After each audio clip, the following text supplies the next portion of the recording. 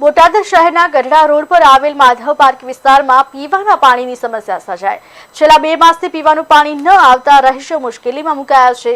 આ વિસ્તારના રહીશોએ અનેકવાર તંત્રને રજૂઆત કરવા છતાં પ્રશ્નનું નિરાકરણ ન આવતા મહિલાઓ રોષે ભરાઈ હતી અને નગરપાલિકા વિરુદ્ધ સૂત્રોચ્ચાર કરવામાં આવ્યા। માટલા ફોડી વિરોધ નોંધાવ્યો। જો તાત્કાલિક પાણીનો પ્રશ્ન હલ નહીં થાય તો આંદોલન કરવાની ચીમકી ઉચ્ચારવામાં આવી છે। ત્યારે ભર ઉનાળે લોકોએ પાણી માટે વલખા મારવાનો વારો આવ્યો છે।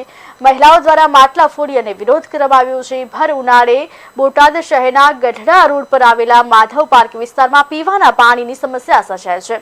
છેલ્લા 2 માસથી પીવાનું પાણી ન આવતા રહીશો મુશ્કેલીમાં મુકાયા છે। આ વિસ્તારના રહીશો દ્વારા અનેકવાર રજૂઆત કરવામાં આવી। અનેકવાર રજૂઆત કરવા છતાં પણ પ્રશ્નનું નિરાકરણ ન આવતા મહિલાઓ રોષે ભરાય છે। નગરપાલિકા વિરુદ્ધ સૂત્રોચ્ચાર કરવામાં આવ્યા। માટલા ફોડી વિરોધ નોંધાવ્યો। તાત્કાલિક પાણીનો પ્રશ્ન હલ નહીં થાય તો આંદોલન કરવાની ચીમકી આપી।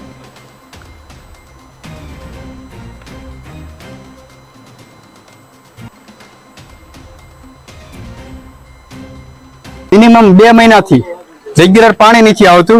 મિનિમમ 15 દિવસે 20 દિવસે આ વખતે 1.5 મહિના મિનિમમ રેગ્યુલર પાણી નથી આવ્યું અને કોઈ પણ વસ્તુ 4 થી 5 વારમાં કહેવામાં આવ્યું પણ માણસો અહીંયા આવીને જોઈને પાછા વ્યા જાય છે। કોઈ વસ્તુનો ઉકેલ થતો નથી। શું માંગ શું છે તમારી? માંગ અમારે આ કોઈ પણ એરિયામાં પાણી વગર માણસ અહીંયા કોઈ હેરાન ન થાય એની પૂરતી સગવડ કરી દે એ અમારી પૂરી એવી માંગ છે અમારે। માનો કે પ્રશ્ન હલ ન થયો, 2 મહિના જેવો પ્રશ્ન છે, હવે હલ ન થયો તો અમે બધા શેરીઓ આંદોલન કરશું અને સાહેબને રજૂઆત કરશું।